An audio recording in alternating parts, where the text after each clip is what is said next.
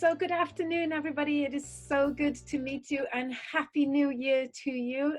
This is the first webinar, IFPA webinar for 2020, and I'm really thrilled that you've come and joined us for this session. So I've got a really, really lovely, lovely lady to sit with me today to come and help us for 2020. This is Isabel from Little Red Writing Agency. All of her details will be available in the description box on YouTube, and we'll have everything sent out to you. But I would love to introduce you to Isabel. So Isabel, thank you so much for coming and helping us today. You're very welcome. I'm so happy to be here. Oh, it's so nice. It's so good to see you. So Isabel, do you want to introduce yourself to the IFPA aromatherapist? Tell them a little bit about you and what it is that you do. Okay, so I launched or started my business, Little Red Writing Agency, with the idea of helping people to tell their story and also talk about their product or service in a way which connects with their customers. Especially because when we know our product or service so well, we're so involved with it, that it's very difficult to explain it from the point of view the reader or the user wants it or what they are looking for. So what I do is I help you to communicate what you do in the right language for the people that are looking for you, if that makes sense. Okay, so does your business, do you help people that they generate themselves? So do you train people to create that content, or do you generate that content for businesses? I do both. Okay. I work with businesses who have been running for a little while and they got to a point where they're happy to outsource their writing. Some of them, I'll help them to communicate their story more effectively so they can attract more people, and then I write it for them. And that can be in the form of updating their website content, doing their social media, blogs, articles, newsletters. Then for people that have been running for less time and they're still sort of quite hands-on, or they prefer writing their own content, I then do one-to-one training or workshops where I show them how the message needs to come across, what they need to be talking about, and some of the key copywriting techniques that's going to make their writing quicker and a little bit more effective. Because it is a tricky thing, isn't it? When we run women in business meetings out of the Well Retreat, and actually one of the things that many of the business women say, it's so hard to generate content that you think would be interesting and relevant and that people want to read, and that it doesn't come across as boring or cheesy or anything else as well. So it is a really tricky thing to do, isn't it, to find content? It is. But it all changes when you start asking yourself only one question. So I would just say to everybody who is watching or listening to this, just to ask themselves one question, which is the question your readers or your listeners are always going to be asking themselves. What is in it for me? What's in it for me? So when people read your blog, when people read your website, or if you have created a podcast, they're listening to you, they are giving you their time, and you're busy. So they're looking for something. They want to find a solution quickly. So in their minds, at the back of their minds, they are thinking, what is in this for me? Have you got what I'm looking for? So you have to be quite snappy and quick at figuring out what is your audience looking for. Okay. That is really so I would say you're writing content then for your social media platforms or for your blogs or podcasts, whatever channel you're using to reach people, keep those two things in mind when you're writing them. Yes, because at the end of the day, they're not really interested about what you do. No, they are not really interested about what qualifications you even have. I know for us it's important because for us it's an achievement. Mm. It's something we invested our time. Mm. And most of us are really passionate about what we do. Mm. But actually, what they want to know is how you can change their lives. Mm. Because if they're looking for you, it's because something in their lives is not right. Mm. Mm. And they want to change it. Yeah. Okay. So the other thing, I think one of the things that kind of being in the IFPA aromatherapists members group, and also with our students, one of the questions that comes up so often is, how do we, as like a sole trader, which is what most of us are working as, a self-employed sole trader, how do we then compete our services with the big kind of giants of essential oil sellers, particularly those that maybe don't hold aromatherapy qualifications, but have a big marketing department of a big international company behind them? How do us as kind of individual aromatherapists even start to generate content that would attract people to the aromatherapy services and things that we offer?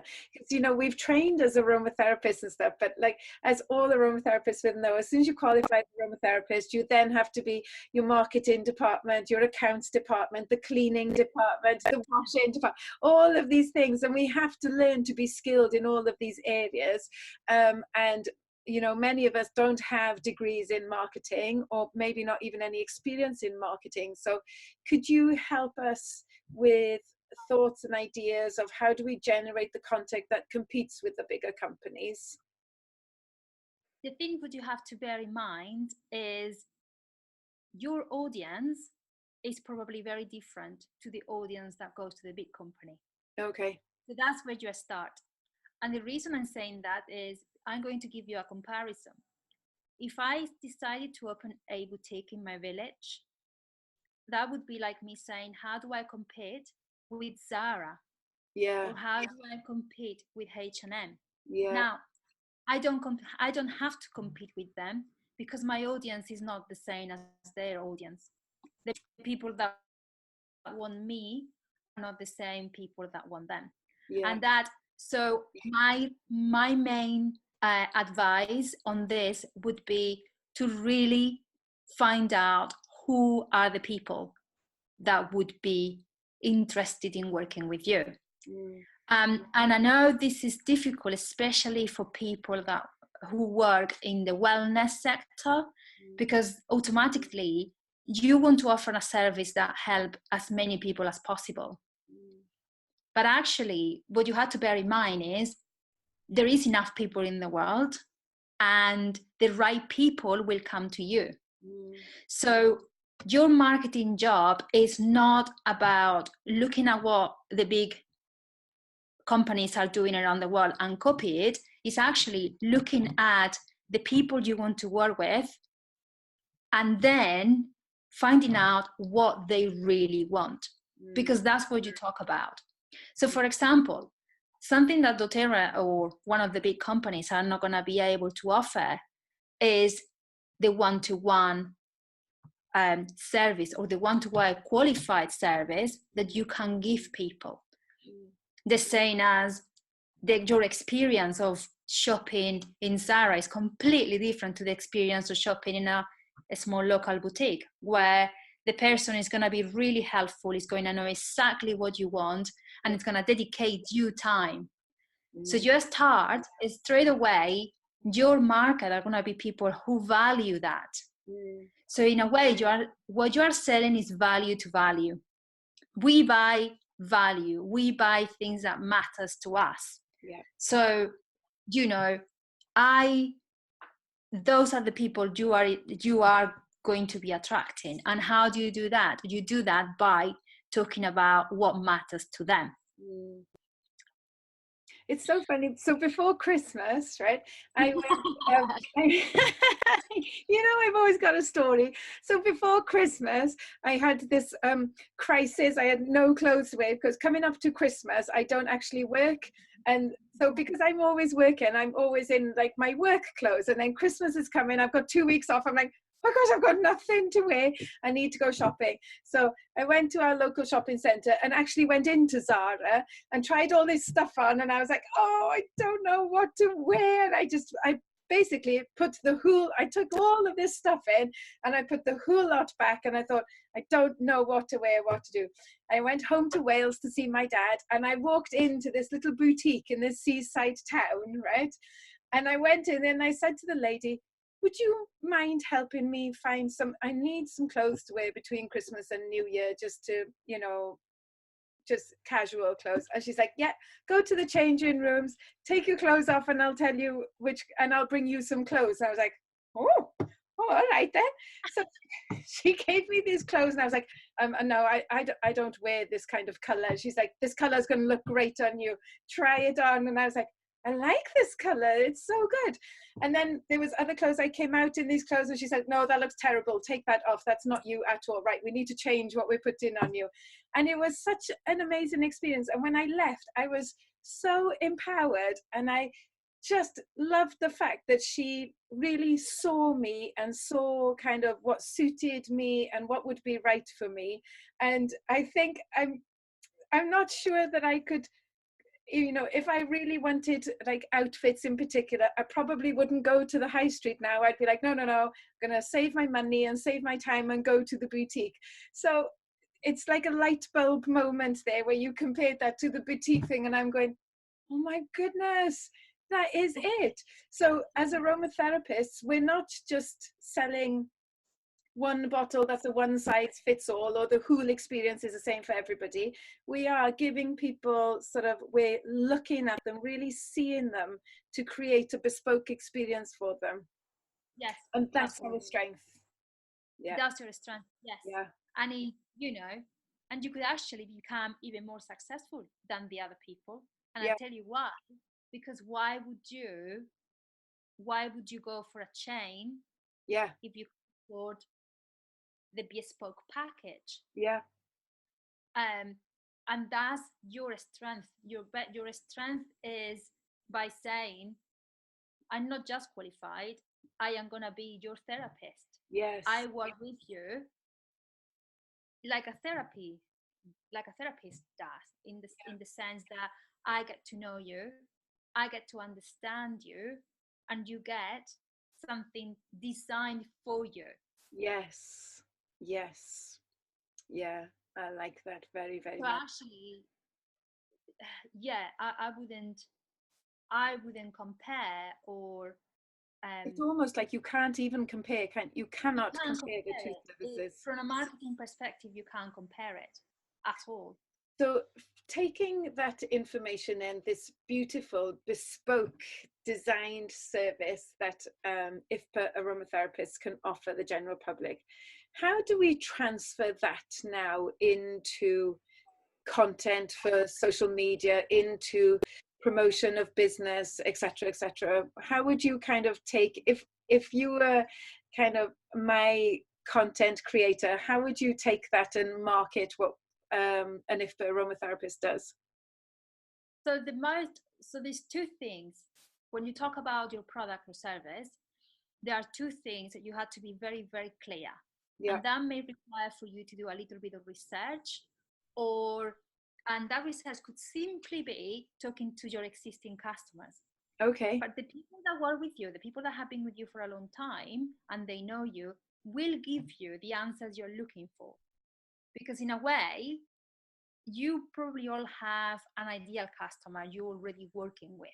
Yeah. So by asking some questions to that person, you can then use that information to attract more people like that person. Yeah. So there are two things. Each one of us is looking towards improving our lives. That's what we are here for. So we work in order to gain more experience, more knowledge. That makes us feel better. It gives us more profit. It changes our status. So we grow in life. Mm. But we all want happier, more balanced, healthier lifestyles. Yeah. In general. So the first thing you need to know and be very aware is what the ideal life of your ideal customer looks like. What is the life of your ideal customer? Their ideal life.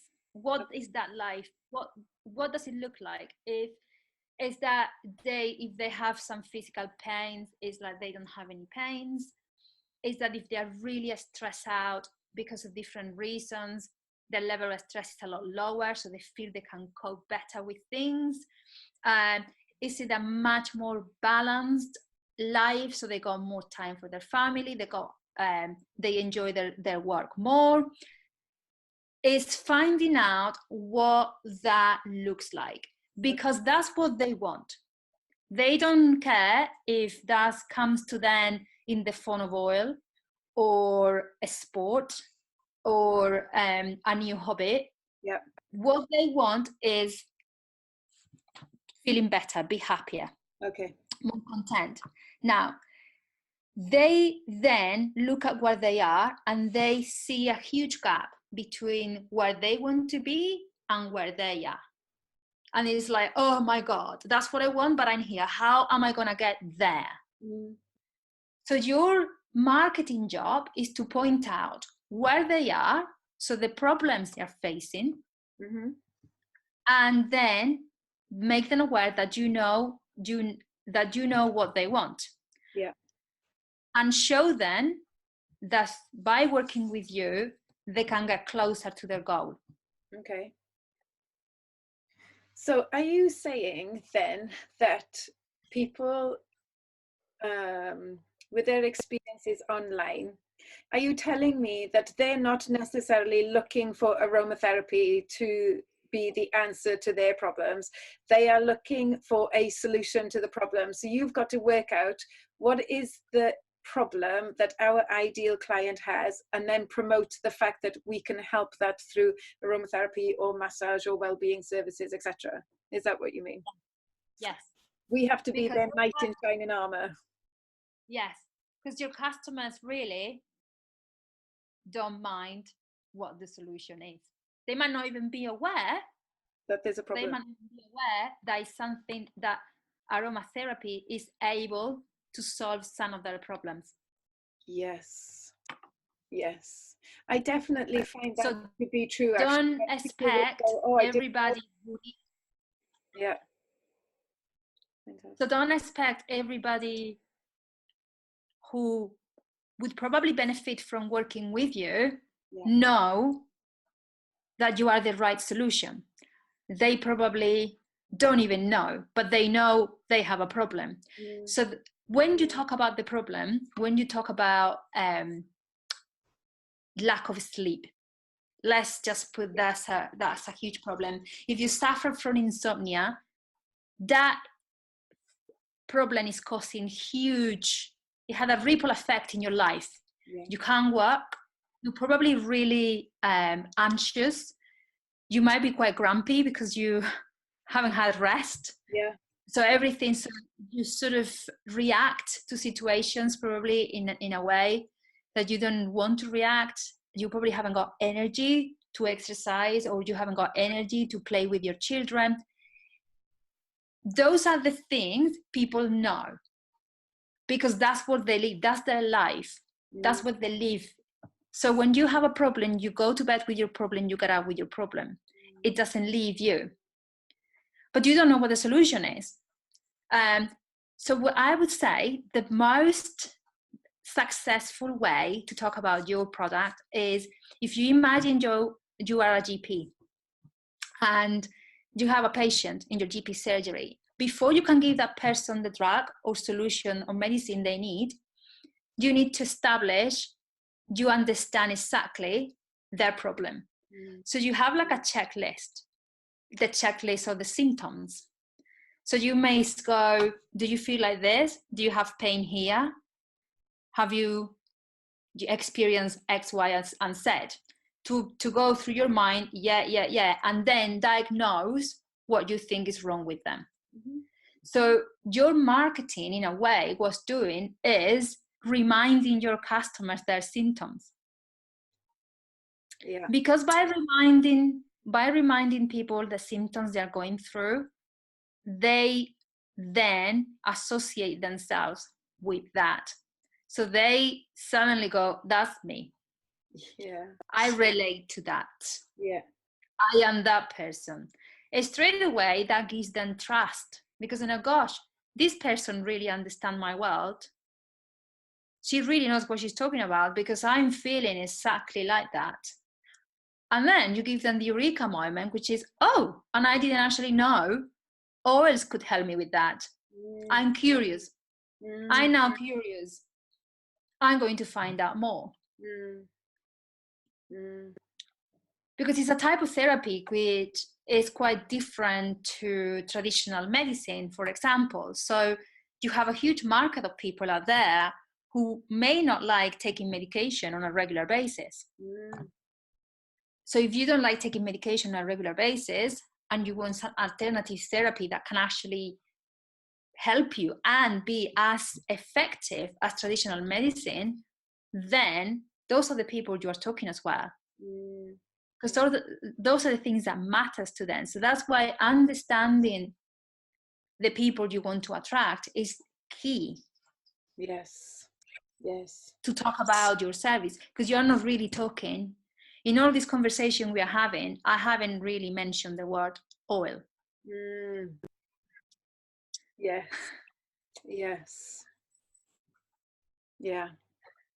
And that's what companies, sorry. So the connection that you're trying to find with the client is not about essential oils or not about aromatherapy.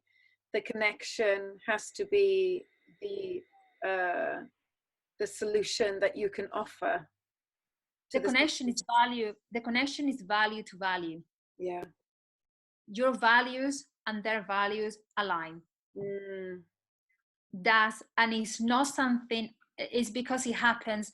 Sales happen at some subconscious level.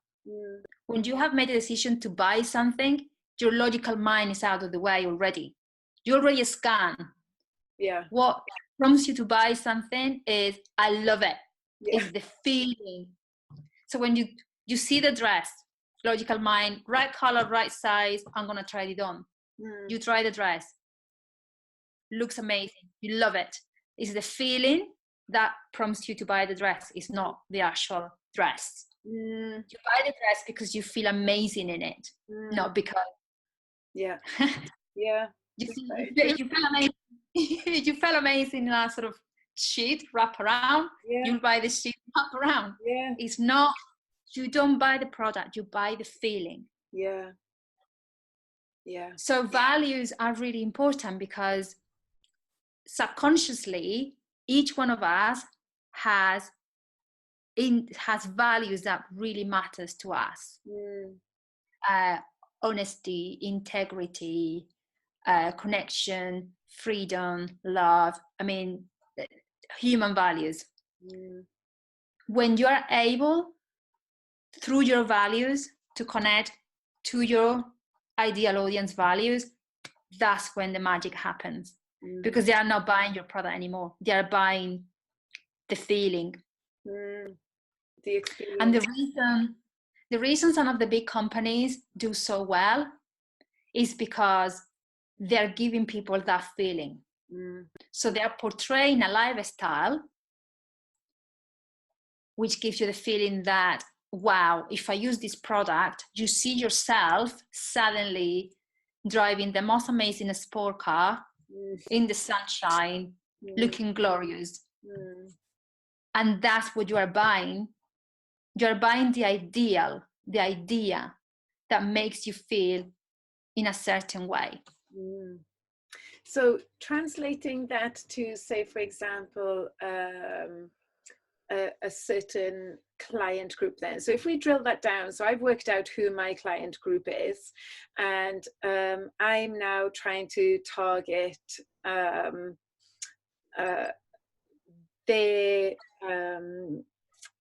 what the issues might be for that certain client group, so that I can do that. So can you help me drill that down even further then, of this is what it would look like to connect with people, even sort of like examples of things you could put on social media to try and prompt people to get in touch to find out more. So say, for example, the client group is women in their 50s, children are starting to leave home, maybe some menopause symptoms coming in. So this is kind of my client group, okay, that I work with, maybe in Pilates actually more than anything. But yeah, so women in that kind of age category, children a little bit older, they've started leaving home, or they've left home, or they've come back into the house, and maybe starting to look after elderly parents, etc. So yeah, how would I start kind of marketing to them, do you think? What would it look like on my social media channels?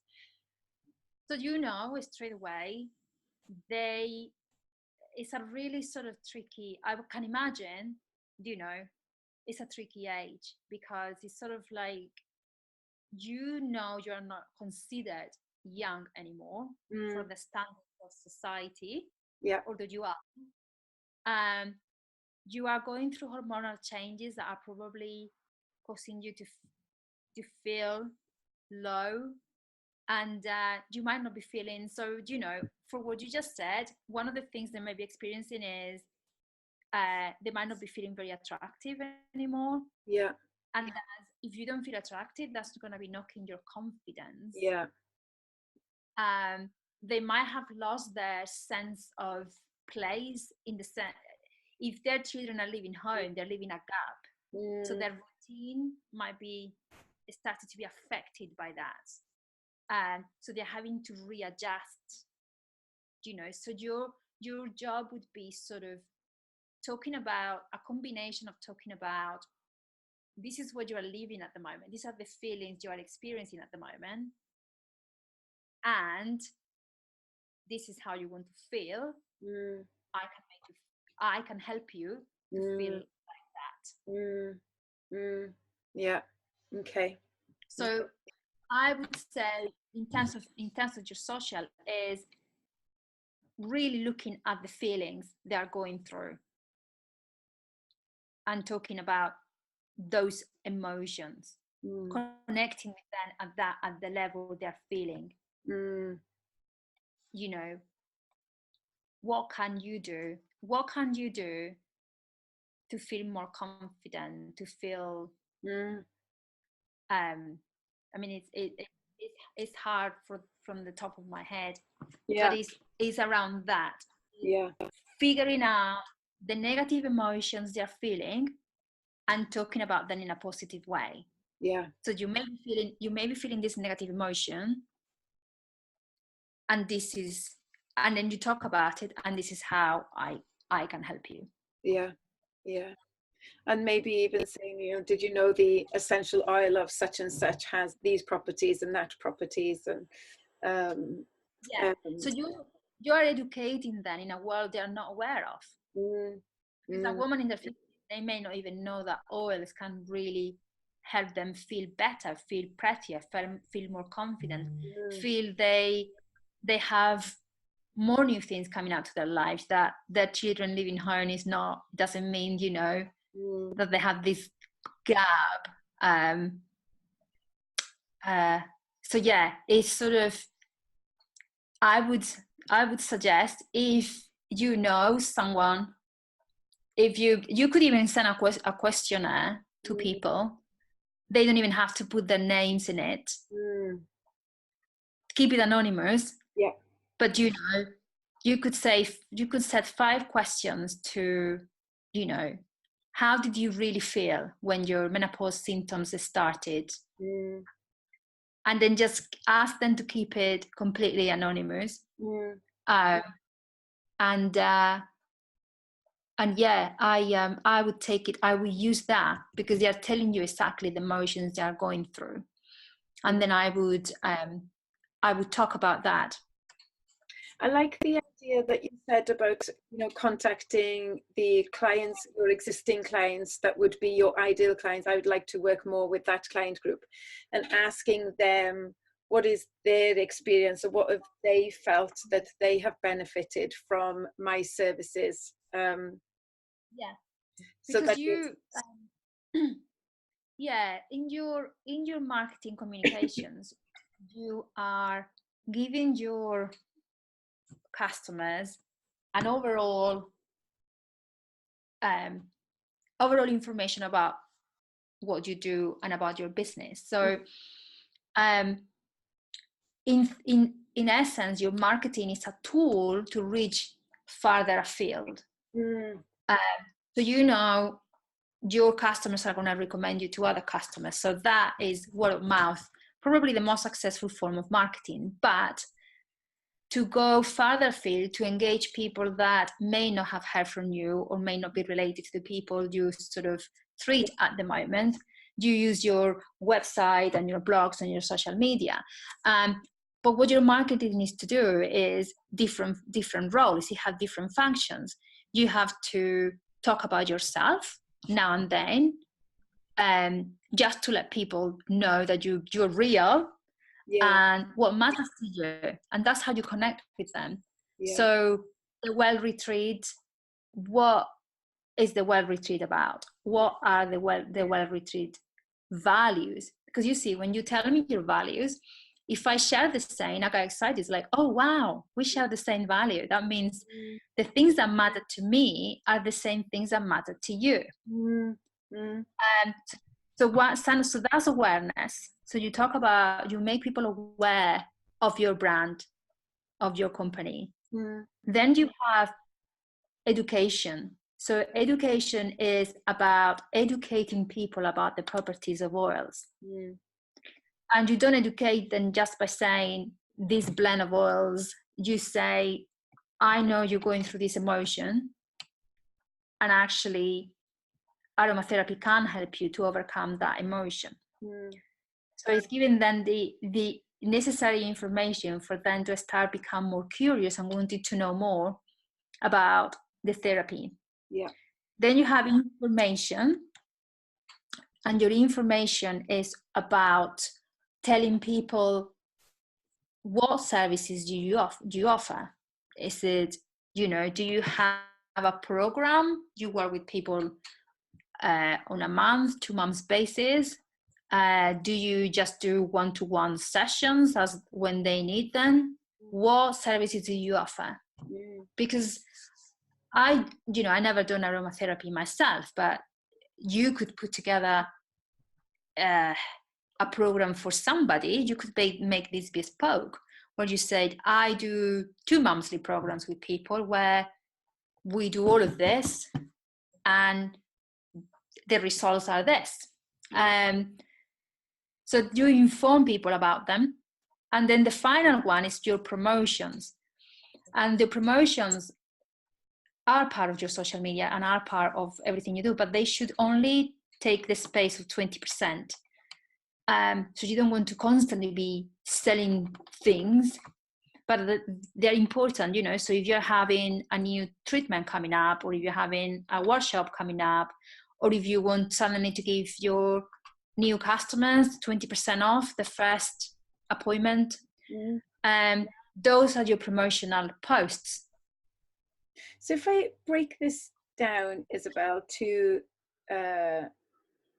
rather than the content, the detailed content of each post, would you say that it would benefit each of our aromatherapists who actively use social media, whichever social media platform they're on, to have like a monthly plan, or a weekly, a monthly, maybe even a yearly plan of social media posts? So if you said like how many I'm trying to work out how do I ask all the questions that I want to ask you. How many posts per week should we be putting on our social media platform, do you think? I say always a minimum of 4. A minimum of 4. Minimum of 4. Okay. So then you're saying you need one selling post, one personal, as in this is me, this is your therapist post, and one did you say sort of like post about your therapies? Education. One is about telling them about the properties of the oils and how they always solve their problems. So we've got personal, educational, sales, information, And which is the information. one about how you work. How do you work? What services do you offer? Are they just one-offs? Yeah. People come to you and have one session and then they go, or how does aromatherapy work? Do Yeah. you work with people on a sort of block basis, so they do 4 sessions with you, 5 sessions with you? And also what it does? Yeah, so ideally That in there would also be so like information on, you could even include information on a particular treatment. So if somebody maybe offers like Indian head massage or something like that, then you could offer information on Indian head massage. So then maybe if you then going back to what you're saying about at the beginning, working out what somebody what problems or issues someone might have. So if someone suffers with headaches or neck and shoulder tension, that you could start with talking about Indian head massage and how, you know, or do you suffer with stress and tension, headaches? And then talking about, did you know Indian head massage is then good for this, this, and this? that's Yeah. the way to do it. Okay. From this, did you know that this can solve the problem or help you? Yeah. That's that way. And Yeah. then in terms of time, I would say if you could try at least to plan a month, Yeah. and see what it does. See what posts that month have been more successful than others. Yeah. And then you can use the insights to then plan the second month.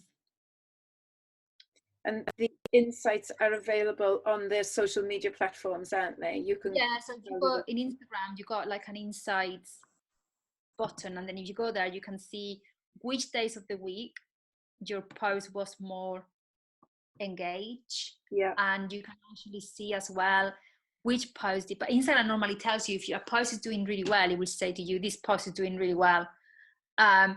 So then you know exactly what subjects people are relating the most, and then you can go, oh, people really like that, so I'm going to talk about something like that or along those lines more.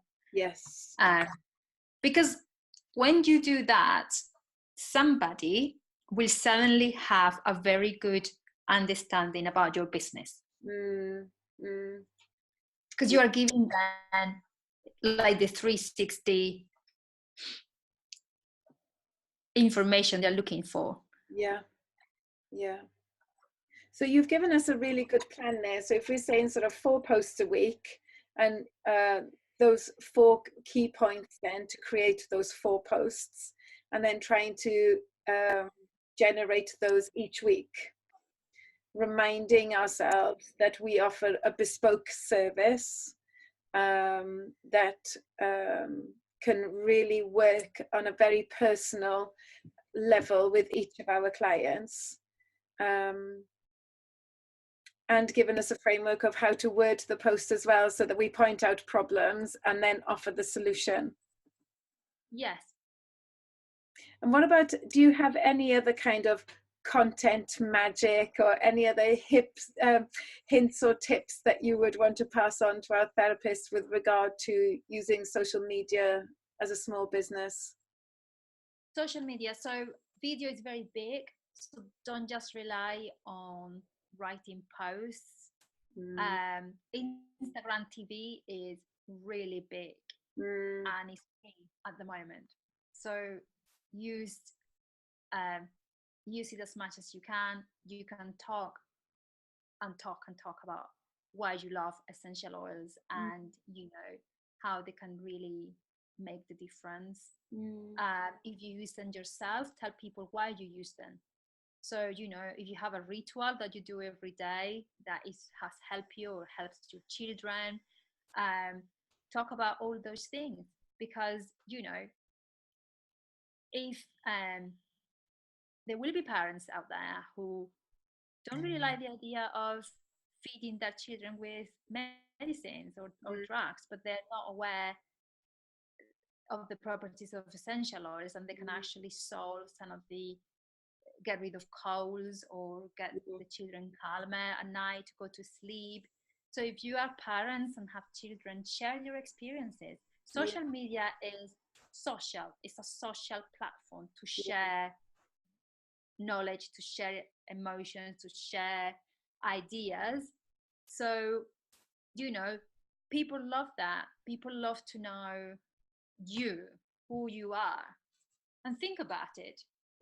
Why the majority of people in the world, why do they like celebrities, and why do they like knowing about other people's lives? I think Yeah. it's just part of the human. So people like to know who is behind the brand, who is behind that name. Yeah. And then, just share. You could do like little videos which are for things you do and how you apply the oils and how they can help and how they have helped to people. And that's storytelling. It's essentially it's telling the story of how you have helped other people. So you could, in one of your videos, you could tell someone the story of someone you have helped already overcome an issue. And you don't have to, if you want to keep their privacy, you can make another name, or you don't have to keep their name, but you can just go, this person was really suffering for this, and this is what we did, and these are the results. Yes. Yeah, I think people do like hearing stories, like real life stories, don't they? Yeah. And there's no threat to that. You're not being tried to sold to. It is just, like you said, it's just being social. I'm just sharing information because people are interested in people most of the time. So it's nice to share. And you're not trying to sell. You're not trying to sell. You're basically saying, and that's how you connect with the values as well. Because if you suddenly do a video and explain the emotions you were going through if one of your children was sick, and that you really don't like the idea of giving them antibiotics for whatever reason, and you always try to find alternative options that are out there, and then you could talk about that you really trust aromatherapy and why you trust it, and how you have seen the results that brings. And you're not actually selling anything in particular. You're just sharing why you trust the therapy and why you love it. Yeah, that is really, really good. Isabel, thank you so much. You've been so helpful, just just giving us like a framework of how to create content, and also to be really proud about the services that we offer people, and never to think that what we've got to offer is less compared to sort of the bigger companies, but what we offer is really valuable and a truly wonderful experience. So thank you for highlighting that. And thank you so much. If anybody wanted to get hold of you to learn more, find out about your workshops or anything like that, how do we get hold of you? Okay, so you can go to social media, and I am _Isabel in Instagram. I am mainly in Instagram, so that's probably the best platform to get in touch with me. All my details are in there, so you can text me, call me, or have a look at my website. They're all in my Instagram page, all the details. Thank you so much, Isabel. You've been such a treasure today. Thank you so much. You're very welcome. I really hope this is helpful for everybody who's been watching or listening. I'm sure it will be. I'm sure it will be. Thank you so much.